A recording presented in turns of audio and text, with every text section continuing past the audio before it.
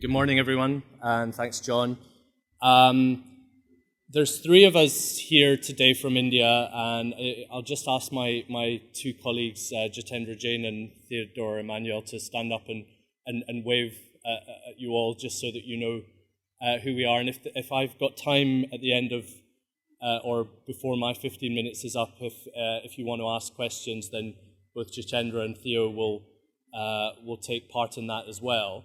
I think India has the largest number of participants in this Explore tour, which is probably virtue of the size of our market and the size of the network in the UKTI network in India.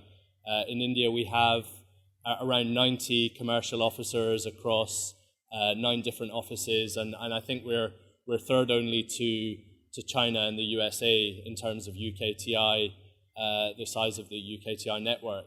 And that's reflective of how important India has become to the UK economy and to our strategy in terms of growing our businesses abroad. Today, I'm going to try and rush through these because I recognize that I could probably talk about each of these 6 topics for rather longer than 15 minutes. But I'll cover a little bit about why India, what the Indian economy looks like today, some of the key sectors and regions, a little bit about doing business in India, and then what UKTI can do to help. And I guess the UKTI help bit is quite generic to all markets, so you may have heard quite a lot of that before, but perhaps in India it's even more important because of the nature of the country. I think why India, you all know that India is a huge place. It's one of the largest countries in the world with a population of 1.2 billion. It's likely that the population will overtake China's, and its GDP is growing at a very fast pace. 9% now looks slightly ambitious. I think we're probably looking more like 7.5–8% this year. But the long-term trends for India are extremely high growth, and in PPP terms, it's the 4th largest economy in the world. And there have been a number of studies over the course of, I'm just going to skip past that slide, but there's been a number of studies over the course of the past year or so looking at projections into the future and seeing where economies are going to be by 2030 or 2050. This picture is just a Bollywood film that came out about 3 years ago, so it was quite prescient. But what PwC said was that India is expected to be the fastest growing large economy over the period up to 2050, that its trend growth is expected to overtake China's, and that's down to both its significantly younger population. India's average age in India is around 27, whereas in the UK it's much older than that. I think we're between sort of late 30s, early 40s in terms of our average age here.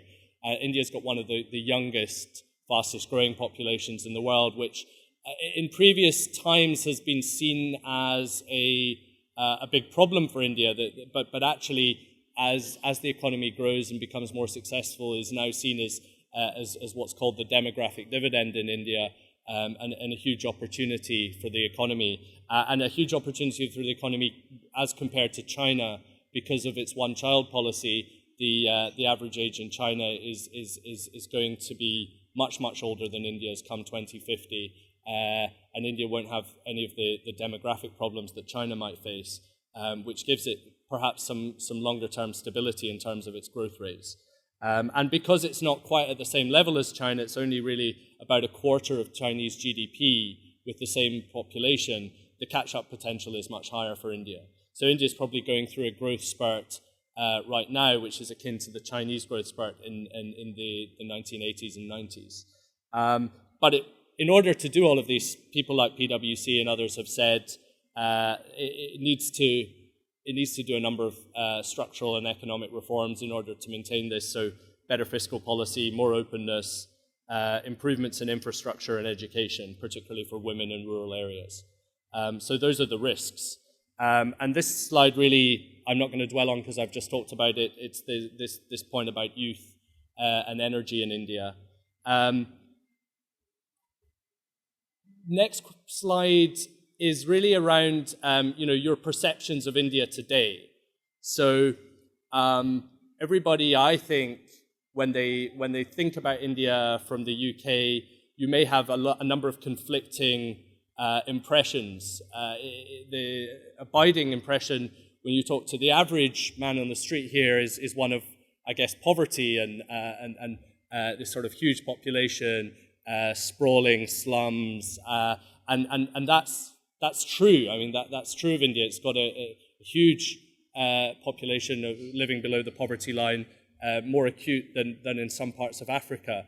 But when you look at the India story, this picture is of a slum in Mumbai, which is one of the largest slums in Asia. Although there are probably 50% of the population of Mumbai lives in slums, but behind these, the sort of the first impressions, you've got people who are, able to afford televisions. That the majority of people that work in slums work. They're in employment. They pay rent. Their children go to school. So it's not all doom and gloom. And it's not, the images of a tourist gets when they go to India is perhaps of sort of people begging on the streets. I think that's because you're in a tourist area. There are, when you go into a place like Dharavi, actually you see a hive of economic activity and recycling and people spending money, working, earning a living.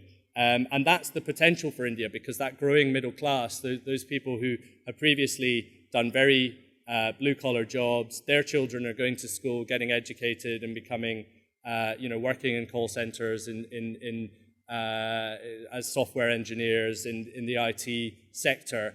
And that's where India is going to be strongest because of its consumer population and growing middle class. And this tells it all. The Indian economy, as you know, is growing really strong growth rates. There's a very high domestic consumption. India's economy is not driven in the way that China's is by exports overseas. About 80% of GDP is driven by domestic consumption, which I think from your perspective as exporters is a really important point, because the capacity to consume in India is very strong, and I think it presents a huge opportunity. The Indian consumer is very price sensitive, but also highly aspirational and status driven. And so if you can tailor a product to the Indian consumer and you can find high volumes at potentially quite low margins, because that's how you will be competitive in India, you can become a very, very successful business in India if you can tap in to the Indian consumer. I won't go into too much about the rest of this slide because I'm quite conscious of time, but there are some risks in terms of the economy. There's a fairly large fiscal deficit, and there has been some challenges because over the past year, FDI is relatively low compared to other emerging markets, and there is a challenge to get Indian businesses to invest in the economy and improve the supply side, and that's leading to fairly high rates of inflation, which is the biggest political problem in India at the moment. If I look at what the key sectors are and where there are opportunities for the UK, everybody's aware of the IT sector having been one of the key drivers in terms of opening up the Indian economy in the 1990s, particularly focused around the southern states. I've got a colleague here from Bangalore, but that's known to be a major hub of IT, software, and computer development. Retail is an area where, whilst foreign firms face a number of restrictions based on caps around FDI, if you have a product that you want to try and sell in India, there are a number of distributors who are experienced in terms of bringing in foreign products and selling them to the Indian market. You might need more than one distributor because of the size of the country. You may want to split it into different geographies.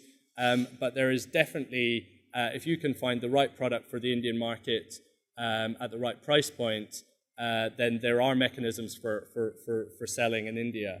Infrastructure, India's targeted $1 trillion of spending over the next 5 years on infrastructure. And as anyone who's been to India knows, this is a huge issue in terms of, the Indian economy needs to build more roads, more airports, better power, better water. So on everything that you can think of that touches infrastructure, India needs at the moment, and is very interested in bringing in foreign technology and capacity at the right price.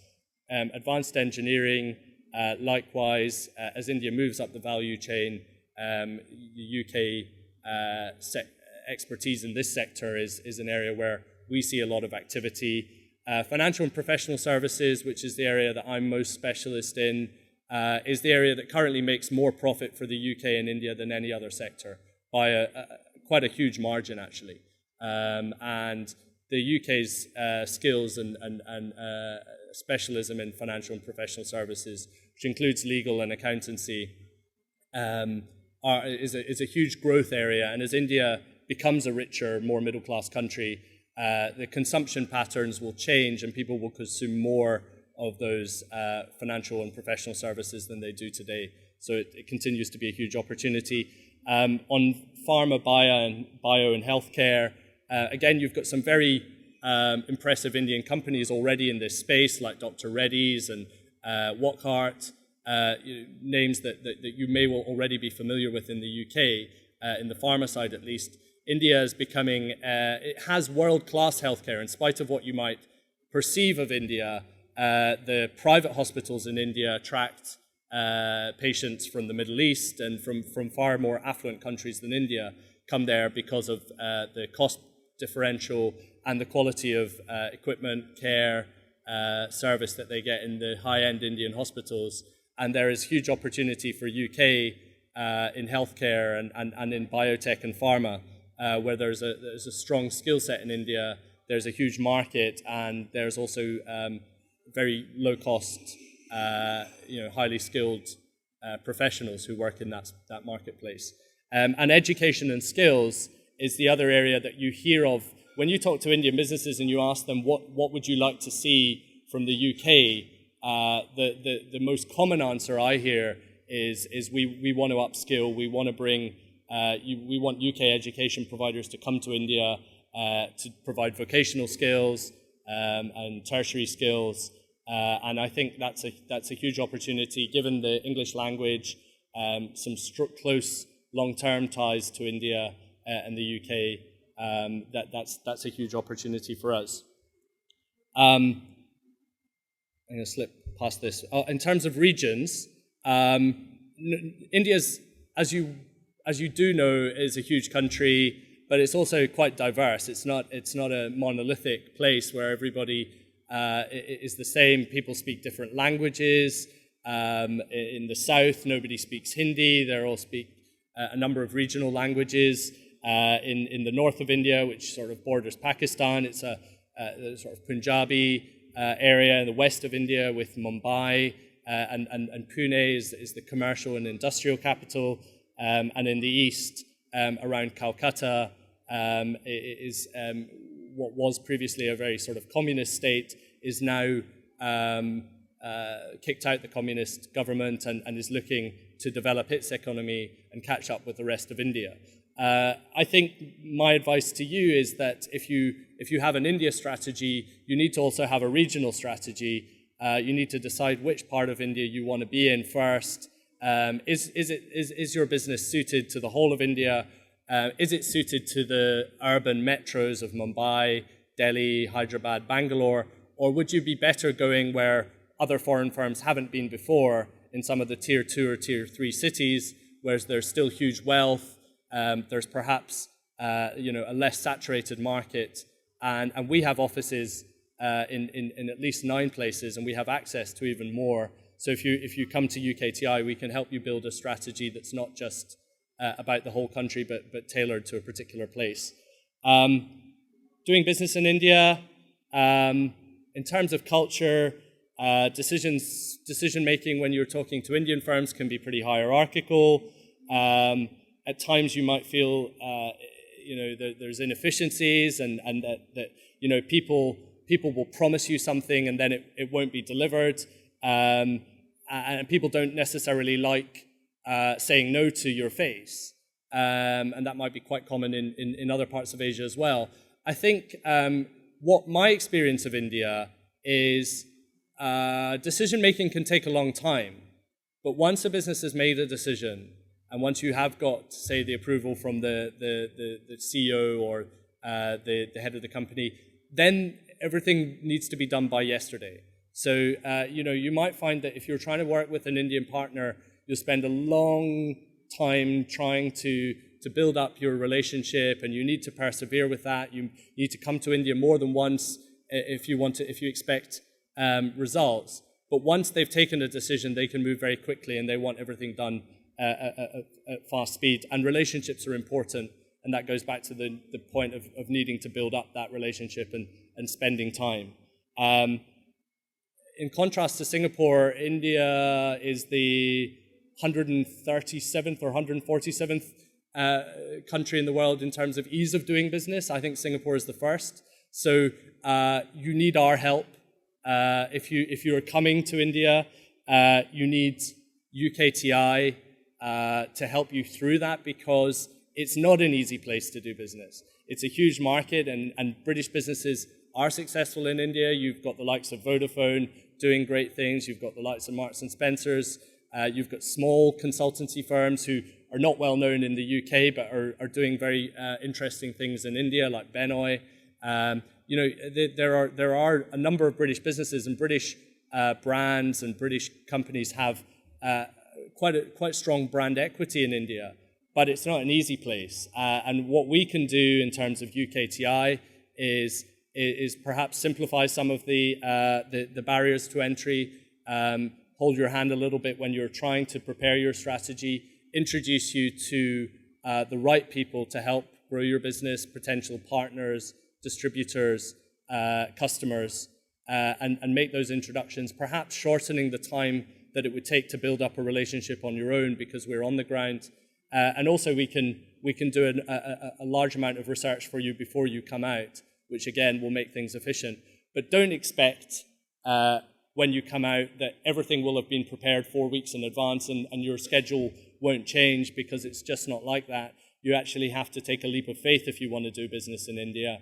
You have to be prepared to hit the tarmac and find that your program has changed beyond all comprehension from the one that you saw before you arrived, because people have just shuffled around meetings and somebody's pulled out and somebody suddenly heard that you're coming and they're desperate to meet you.